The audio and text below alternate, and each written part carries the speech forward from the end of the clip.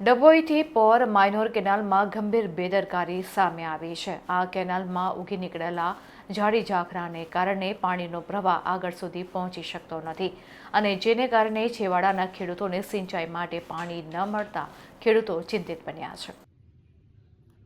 ચોમાસું સમાપ્ત થઈ ગયું હોવા છતાં અને નર્મદા નિગમના અધિકારીઓ પાસે કેનાલની સફાઈ માટે ઉપલબ્ધ સમય હોવા છતાં કોઈ પણ પ્રકારની સફાઈની કામગીરી જોવા મળી રહી નથી।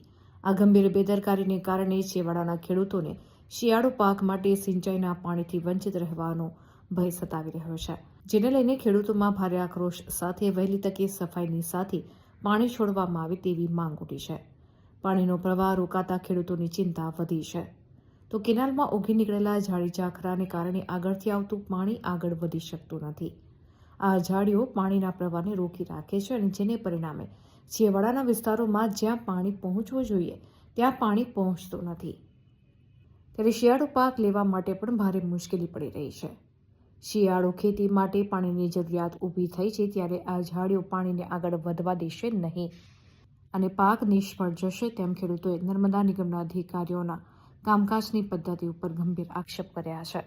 ગામના બધા ભેગા થઈને આવ્યા છે લોકો કે આજથી 15 દિવસથી સુરેશભાઈ ભેગા પછી પણ પાણી નહીં આવતું અને માઇનર ક્યાં સુધી નથી આવતું બીજા બધા વિસ્તારના લોકો ઘઉં કરે, અમારે તો તમારે જો લવ કરીશું તો 2-3 વર્ષથી રજૂઆત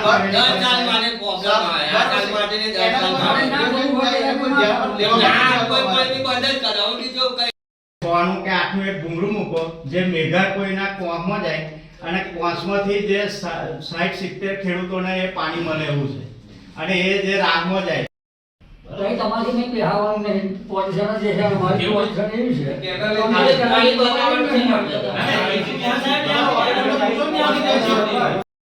આજે અમે ડભોઈ સ્થિત સરદાર સરોવર જે ઓફિસ છે નર્મદાની ત્યાં આવ્યા છે।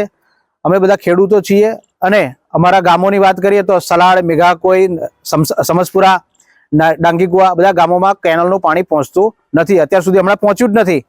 જે આજે 15 દિવસથી રજૂઆત કરીએ છીએ કે નિધિ મેડમને અને સીએમ રાઠવા સાહેબને કે ભાઈ પાણી પહોંચાડો। સાહેબ કહે છે પાણી આવશે આવશે। આજે અમે બધા સામૂહિક બધા મળીને 50-60 લોકો અમે ભેગા થઈને આવ્યા છે રજૂઆત કરવા સાહેબને, તો સાહેબે એવું કીધું છે કે અમે સ્થળ નિરીક્ષણ કરીશું અને પાણી તમને પહોંચાડીશું અને એમને ખાતરી આપી છે સીએમ રાઠવા સાહેબે। પરંતુ કેનાલની સાફની વાત પણ કરીએ તો સાહેબે એવું કીધું છે કે અમારા ગાંધીનગરથી વર્ક ઓર્ડર અમને કામનો ઓર્ડર મોડો મળ્યો છે, પરમિશન મોડી મળી છે। તો કેટલી મોડી? ખેડૂતો જ્યારે બધા પાક જ્યારે ઉગીને અત્યારે ઘઉંનો પણ સમય ગયો એટલે ઘઉં નહીં થાય પછી ત્યારે શું વાવેતર કરીશું? મોડું પાણી આપવું છે ને પછી મોડા પર વહેલું પાણી લઈ લેવું છે। તો અમારી રજૂઆત છે કે અમને પાણી વહેલું મળે અને મોડા સુધી મળે અને સાથે જો અને અત્યારે પણ પાણી વહેલું નહીં મળે, 10 દિવસ વાત કરી છે, જો નહીં મળે અમને 2-4 દિવસની પાણી તો અમે આને ઉગ્ર રજૂઆત કરીશું।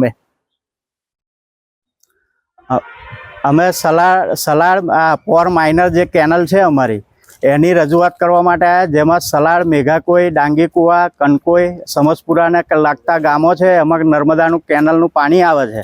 હવે અમે આગળ જે સાહેબોને રજૂઆત કરી હતી વારંવાર ફોન પર ને રૂબરૂ, તો એ લોકો એવું કહે છે કે વર્ક ઓર્ડર અમારે ગાંધીનગરથી હજુ સાફ સફાઈનો લેટ પહોંચ્યો છે એટલે સાફ સફાઈ થયા પછી પાણી આવશે। હવે એ થયા પછી પણ કે 15 દિવસમાં આવશે, અઠવાડિયામાં આવશે, નહોતું આવતું એટલે અમે સરદાર સરોવર નર્મદા નિગમની હેડ ઓફિસ ડભોઈ છે ત્યાં CH રાઠવા સાહેબને મળવા આવ્યા અને રૂબરૂ રજૂઆત કરી તો એમને એવું કીધું કે સ્થળ ચકાસણી કરી અને હું આગળનો નિર્ણય લઈશ અને તમને પાણી પહોંચે એવી વ્યવસ્થા હું કરીશ અને સાફ સફાઈ કરવાનું બાકી છે એ કેટલું બાકી છે એ પણ અમે જોઈ લઈશું અને અમને આશ્વાસન આપ્યું છે કે અમે આગળ પાણી વહેલી તકે તમને પહોંચાડીશું એમ।